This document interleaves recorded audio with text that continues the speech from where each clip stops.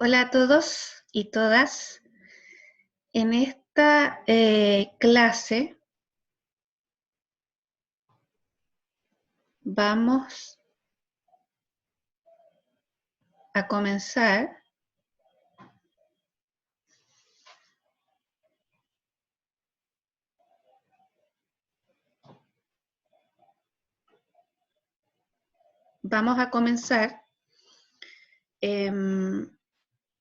por estudiar algunas definiciones importantes, partiendo por la definición de la termodinámica, dado que este es un curso, ¿cierto?, denominado así, en donde en general nosotros podríamos considerar una primera definición bastante simple en base a, a aquellas cosas que conocemos hasta el momento, que son normalmente ciertas energías como calor y trabajo, en donde una definición simple de la termodinámica podría ser, primero, que es una ciencia, porque lo es, que se ocupa de estudiar el calor y el trabajo, y por supuesto propiedades relacionadas con estas energías.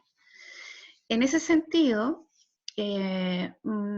podríamos decir que para este curso o a este nivel, digamos, no es una muy buena definición, dado que, primero, calor y trabajo no son las únicas energías que tenemos, ¿ya?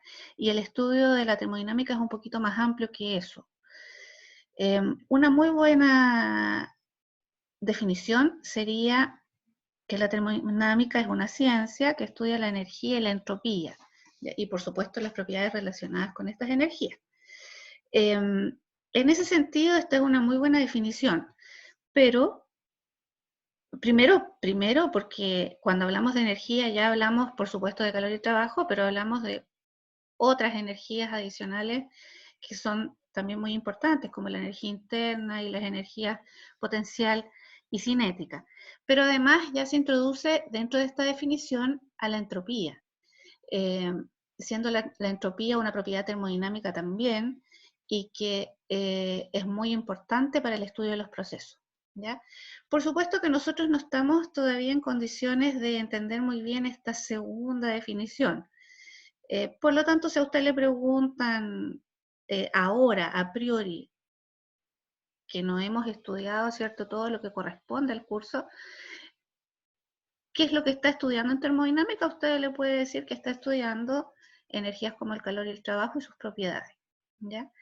En realidad, en termodinámica, el objetivo normalmente es la comprensión y, por supuesto, la aplicación de las leyes de la termodinámica.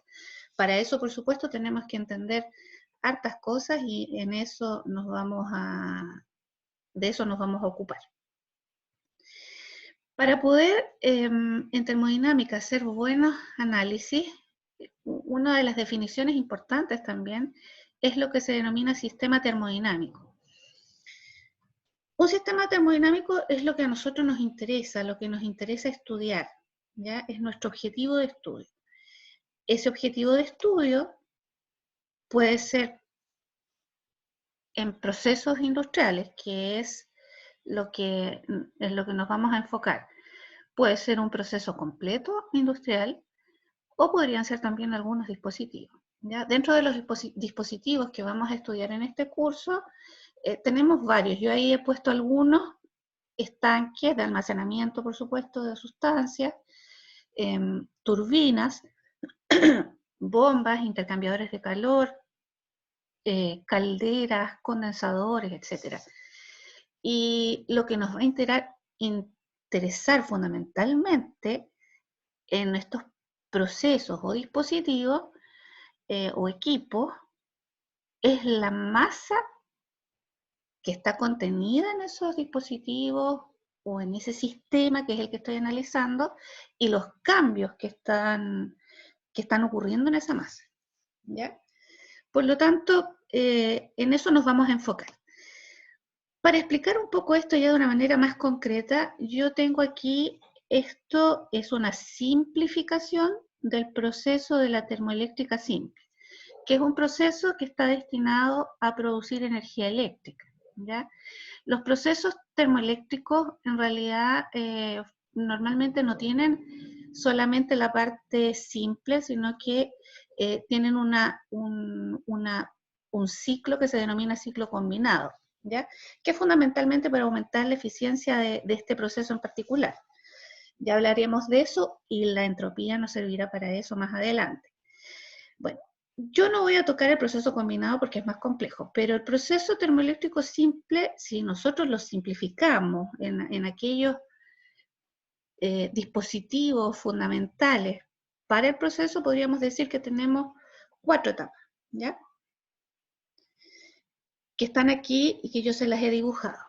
Es decir, 4 etapas que están fundamentalmente, las tenemos nombradas aquí en este esquema. Una etapa que se desarrolla en la caldera, otra etapa que se desarrolla en la turbina, otra etapa que se desarrolla en el condensador y otra etapa que se desarrolla en la bomba. Esto quiero explicarlo para explicar la importancia de la termodinámica en los procesos, ¿ya? Por eso es que es la explicación. Entonces, el proceso termoeléctrico simple, voy a partir en el estado 1. Primero que nada requiere una masa que cuando se mueve a través de distintos dispositivos, nosotros normalmente le llamamos fluido termodinámico, fluido termodinámico. Ese fluido termodinámico, en el caso de la termoeléctrica simple, es agua, ¿ya? Que pasa por distintos estados, es decir, en 1, en 2, en 3 y en 4, está en distintos estados, pero sigue siendo agua como sustancia. Entonces, en el estado 1, el agua se encuentra como agua líquida comprimida, que es un agua que está en estado líquido, pero se encuentra a una cierta presión, dada, por supuesto, por el proceso previo que tiene el agua, en este caso, que es el proceso de la bomba. En ese estado, como agua líquida comprimida, ingresa a la caldera. Y aquí ocurre el primer proceso importante de este proceso termoeléctrico, que es una adición, fíjese, una adición de energía en forma de calor. OH representa para nosotros entonces un cierto calor agregado que normalmente en el caso de las calderas está dado por la quema de un combustible, dependiendo del tipo de caldera, pero un combustible fósil que puede ser en estado gaseoso, puede ser un carbón, etc. Ahí hay un problema asociado a la parte ambiental, ¿cierto?, de esa quema de combustible, que no vamos a tocar todavía, pero que forma parte de una de las problemáticas de este tipo de procesos con la comunidad, por ejemplo. Cuando esa cantidad de calor ingresa a la caldera y fundamentalmente se le entrega al agua, que está como agua líquida comprimida, esta agua recibe esa energía en forma de calor y pasa a un estado 2, que es un estado en donde el agua recibió esa energía, de líquido se transformó en vapor, pero en realidad se transformó en un vapor con mucha energía. A ese vapor nosotros le llamamos vapor sobrecalentado, ¿ya? Entonces aquí hay un primer proceso importante en donde el agua cambió de estado a gas, a vapor, pero un vapor con unas ciertas características, con mucha energía. Luego de eso, ese vapor que tiene mucha energía pasa a una segunda etapa, que es una etapa que ocurre en la turbina, en ese dispositivo, en donde toda esa energía que tiene este fluido termodinámico, ya que es el agua, toda esa energía hace mover unos álabes que tiene la turbina y ese movimiento, ese giro se transforma en un trabajo que sale del sistema. Ese trabajo es el que después se transforma en energía eléctrica. Por lo tanto, el agua, fíjese, como vapor, normalmente con mucha energía sobrecalentado, entrega su energía y sale por 3, podría salir como vapor, solo como vapor, levemente sobrecalentado, o como un vapor que está al borde de la condensación, que nosotros llamamos vapor saturado, o podría salir como una mezcla entre vapor y líquido saturado, ¿ya? Como el agua es un bien escaso en los procesos, esta agua además tiene un tratamiento especial, por supuesto, por lo tanto no se puede desechar. Lo que hacemos en este caso es tomarla y pasarla a una tercera etapa de cambio de fase, en este caso, que es una etapa de condensación, en donde el agua se transforma desde agua saturada, por ejemplo, en líquido saturado, ¿ya? Esa podría ser una de las opciones. Para hacer eso, necesito nuevamente sacar una gran cantidad de energía en forma de calor del sistema. Y aquí tenemos un segundo problema ambiental asociado a este tipo de procesos, que normalmente extraer esta cantidad de energía significa muchas veces traspasárselo a un fluido, a grandes cantidades de agua. Normalmente estos procesos se ubican cercanos a ríos, lagos, etcétera, y entonces lo que hace aquí esa energía en forma de calor podría ser, digamos, es cambiar las condiciones de un curso de agua, etcétera. Y eso, por supuesto, tampoco es bien recibido por la comunidad y el medio ambiente que rodea estos procesos. Bueno, finalmente el agua, ¿cierto?, que ya ha cambiado de fase como líquido, pasa por esta última etapa, que es una bomba. Las bombas mueven líquido, necesito llevar el líquido desde el punto 4 al punto 1. Lo que hace la bomba entonces es que al agregar la energía al motor que tiene la bomba, este motor se mueve, ¿cierto? E impulsa, entrega energía a este líquido para transformarlo en un líquido no igual al punto 4, sino que un líquido con mayor presión, por eso lo llamamos un líquido comprimido, ¿ya? Entonces, en este proceso podemos ver, primero, que una sustancia se puede encontrar en distintos estados, ¿ya? Que tanto los Q, que son calores, y los W, que son energías en forma de trabajo, son fundamentales para que este proceso ocurra. Y claramente, cuánta cantidad ingresa, cuánta cantidad sale de esas energías, nos dirán o nos mostrarán qué tan eficiente es este proceso. Normalmente, para identificar en qué estado se encuentran, en este caso, nuestro fluido termodinámico, en 1, 2, 3 o 4, las propiedades termodinámicas más comúnmente utilizadas son la temperatura y la presión, normalmente. No significa eso que sean las únicas, y de a poco iremos entonces definiendo distintas propiedades termodinámicas que nos van a servir para poder definir estos sistemas. Tengo aquí entonces algunas definiciones interesantes asociadas a este mismo proceso para poder irlas explicando. Fluido termodinámico, yo lo expliqué, en este caso es el agua, se refiere a la sustancia de interés en nuestro sistema termodinámico, ¿ya? Si nuestro sistema termodinámico es este proceso, por supuesto que el agua será nuestro fluido termodinámico, porque es la masa que estamos mirando cada vez que está cambiando. Aquí hay otra definición interesante de entender, la definición relacionada con el volumen de control. El volumen de control contiene al sistema termodinámico que nosotros queremos estudiar. Por ejemplo, yo podría decir que me interesa estudiar todo el proceso, ¿ya? Todo el proceso. Fíjese. Todo el proceso.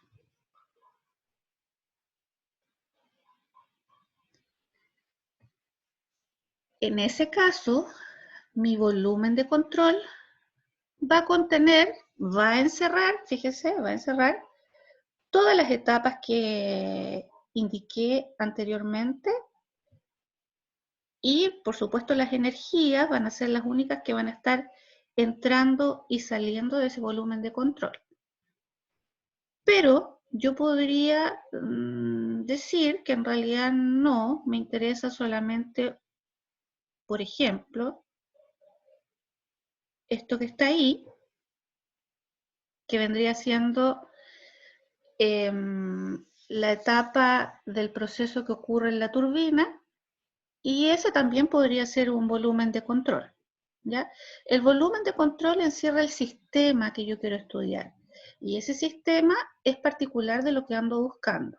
Es decir, podría ser tan interesante estudiar todo el proceso como estudiar por partes el proceso, e ir viendo qué es lo que sucede en cada uno de ellos. Entonces, con eso quiero indicar qué es lo que es el volumen de control para nosotros. Ahora, ese volumen, ya dije, contiene el sistema termodinámico que quiero estudiar y la masa, que recuerden que el fluido termodinámico es lo que estoy mirando en termodinámica cuando quiero hacer el análisis de este sistema. La masa puede encontrarse contenido en este volumen de control, es decir, pueden estar dentro, o puede atravesar, en este caso, los límites de mi volumen de control.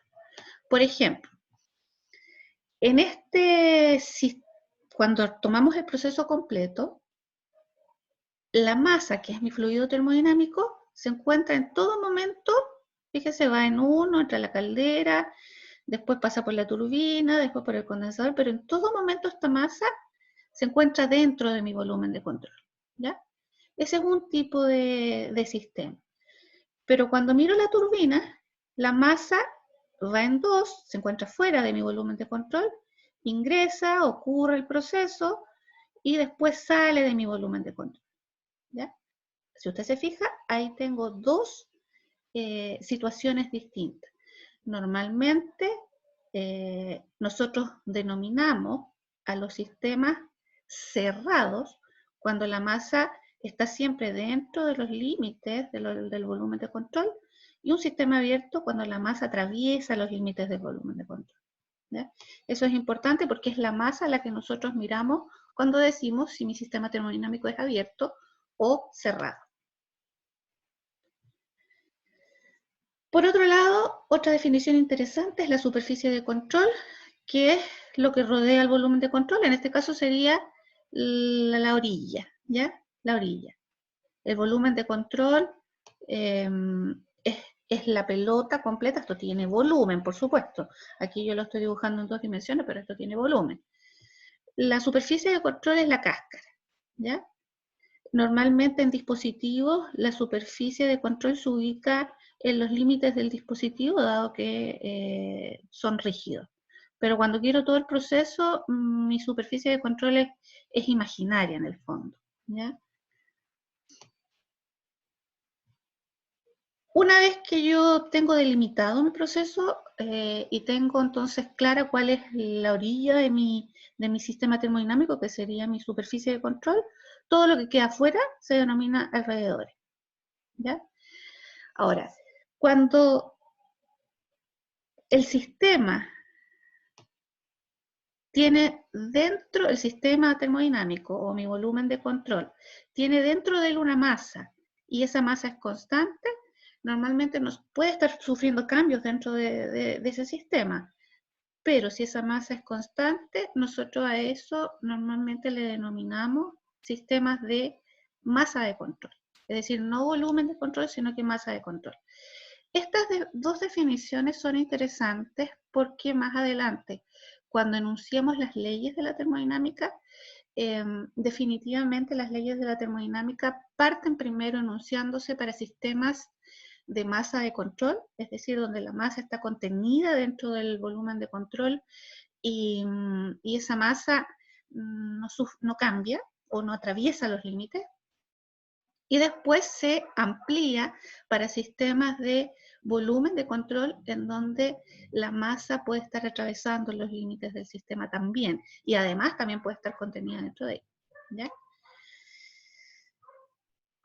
Cuando nosotros queremos que un sistema no intercambie, energía con los alrededores y viceversa, nosotros tendríamos que definir entonces que nuestro sistema debiese ser aislado, ¿ya? Si usted se fija en la termoeléctrica simple, tal cual como yo la he dibujado aquí, yo podría decir que este no es un sistema aislado, dado que si bien no intercambia masa con los alrededores, sí intercambia energías, ¿ya? Todas estas energías están atravesando los límites de, de mi volumen de control, por lo tanto este no sería un sistema aislado. Si yo quiero hacer el sistema aislado o un problema me dice que el sistema aislado, entonces debo saber de qué se trata. Y en ese caso, como ya dije, serían sistemas que no intercambian energía con los alrededores ni tampoco permiten que los alrededores intercambien energía con ellos. Bien, hasta aquí esta primera parte de definiciones. En referencia a esto que acabo de mencionar, les voy a subir una pregunta para ver si acaso se ha entendido en un poco, ¿cierto?, lo que he explicado hasta ahora. Nos vemos.